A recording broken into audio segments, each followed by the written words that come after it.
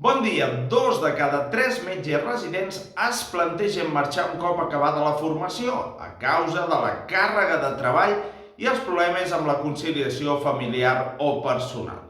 Aragonès defensa davant del Cercle d'Economia que cal que el pròxim president busqui un nou finançament i segueixi amb els acords d'Esquerra amb els socialistes. Espanya reconeixerà l'estat palestí el dimarts de la setmana que ve, juntament amb Irlanda i amb Noruega. Mentrestant, el Regne Unit avança les seves eleccions pel proper 4 de juliol.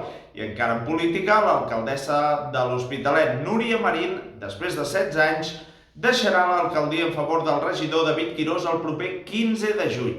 En futbol, l'Atalanta es va proclamar campió de l'Europa League després de guanyar 3-0 al Bayer Leverkusen a la final de Dublín amb 3 gols d'Ademola Lookman i acabar així amb una ratxa de 51 partits sense perdre de l'equip de Xabi Alonso. Per la seva banda, el Mallorca prescindirà del seu tècnic Javier Aguirre i l'Atlètic de Madrid tampoc comptarà amb l'exjugador del Barça Memphis Depay. En bàsquet NBA, Dallas agafa avantatge a la final de la Conferència Oest perquè ha guanyat a Minnesota 105-108 amb 33 punts de Luka Doncic i 30 de Kyrie Irving. Avui que és Sant Joan Baptista de Rossi, felicitats i per molts anys si celebres aniversari.